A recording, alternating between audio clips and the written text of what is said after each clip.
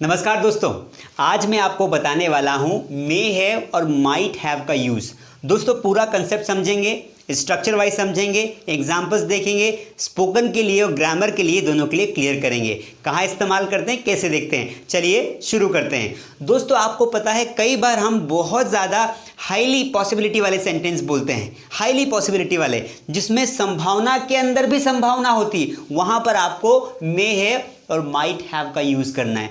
दोस्तों ध्यान रखना है आपको, आप जब बोलते हैं उसने तुम्हारा बैग चोरी किया होगा, मुझे लगता है उसने यह किया होगा, वह शायद तुम्हारा पता भूल चुका होगा, शायद आप लोगों ने अंग्रेजी बोलना सीख ली होगी, शायद उसके पापा घर पर होंगे।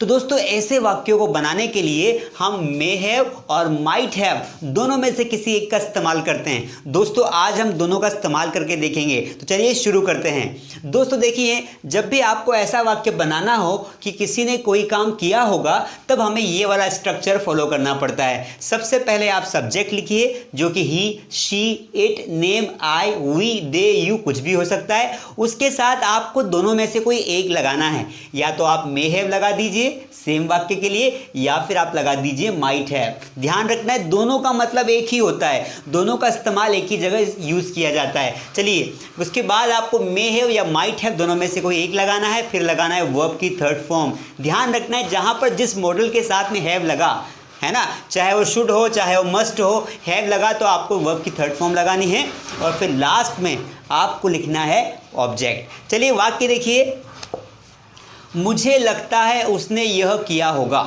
अब देखिए मुझे लगता है ये वाला सेंटेंस तो चूंकि प्रेजेंट इंडेफिनिट का है, इसको हमने अलग बना दिया। मुझे लगता है आई थिंक, है ना, मुझे आई लगता है आई थिंक, आई थिंक। अब ये है हमारा मेन सेंटेंस। देखिए क्या है, उसने यह किया होगा, उसने यह किया होगा, तो उसने के लिए हमने लगाया ही के बाद हमारे पास दो ऑप्शन है, मे हैव या माइट हैव। सब्जेक्ट क्या है, हमने ही लगाया।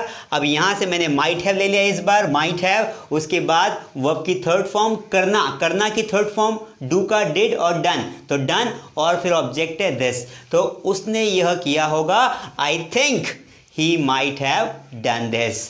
चलिए अगला सेंटेंस देखते हैं, वह शायद तुम्हारा पता भूल चुका होगा। देखो दोस्तों आपको मे हैव या माइट हैव वहीं पर लगाना है जहां पर शायद शब्द का इस्तेमाल हो, है ना, हो सकता है, संभावना हो, उस वाले वाक्यों में आपको लगाना है। देखिए वह शायद तुम्हारा पता भूल चुका होगा, तो देखिए अब ये शायद शब्द को अलग कर दीजिए, क्योंकि ये इसके लिए तो हम may have might have use कर रहे हैं ना, तो इसको अलग कर दीजिए। अब ही सब्जेक्ट देखिए क्या है, ही हमने यहाँ से ले लिया मे हैव।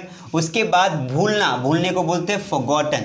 क्या बोलते हैं भूलने को, फॉरगॉट, तो फॉरगॉटन हो जाएगा। ही मे हैव फॉरगॉटन तुम्हारा पता, योर एड्रेस, तुम्हारा पता योर एड्रेस। तो सेंटेंस क्या बनेगा, he may have forgotten your address. दोस्तों आप यहाँ पर मैं माइट हैव का इस्तेमाल भी कर सकता हूँ।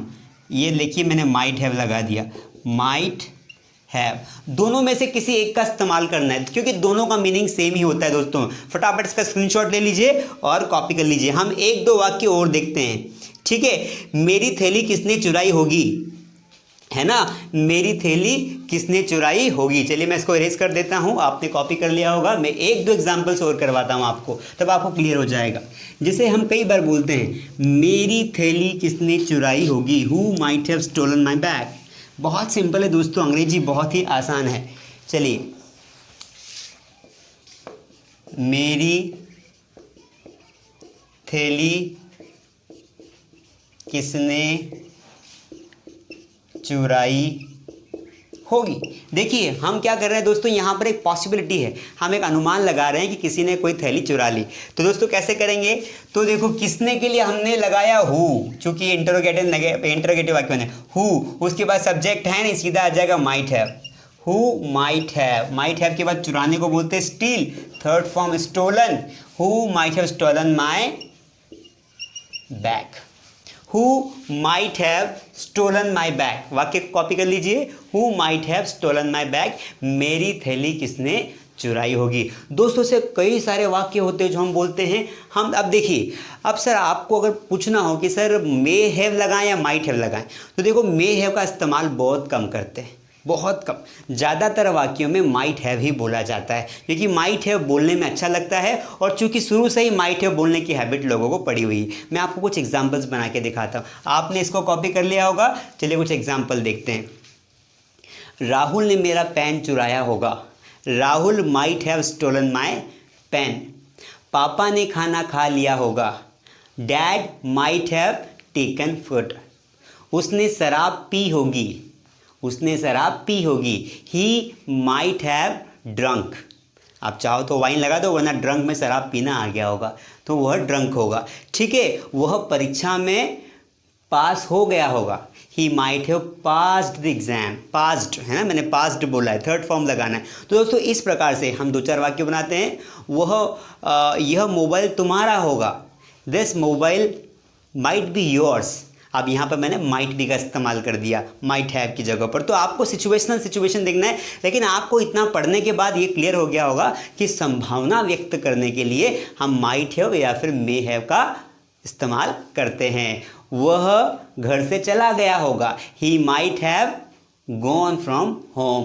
तो दोस्तों ऐसे वाक्य आप बनाएंगे। आप 5-10 वाक्य बनाइए, आपकी प्रैक्टिस हो जाएगी और आपके ये 2 मॉडल्स भी कवर हो गए हैं। इनको ऑक्सिलरी वर्ब्स के अंतर्गत रखते हैं दोस्तों, मे है और माइट है। उम्मीद करता हूँ जो आज मैंने आपको पढ़ाया ये समझ में आया होगा। आपको बाकी मॉडल्स के वीडियोज़ देखने हैं, कैन का, मे का, शुड का, मस्ट का, कुड का, ये सारे वीडियोस मेरे आपको चैनल पर मिल जाएंगे और बिल्कुल बेसिक से मैंने समझाया है। पूरे वीडियोस देखिए। वीडियो अच्छा लगा हो तो लाइक करें, चैनल को सब्सक्राइब करें और बेल आइकन दबा दें ताकि आपको ऐसे ही वीडियोस मिलते रहें। आपने इतना समय दिया इसके लिए थैंक यू सो मच।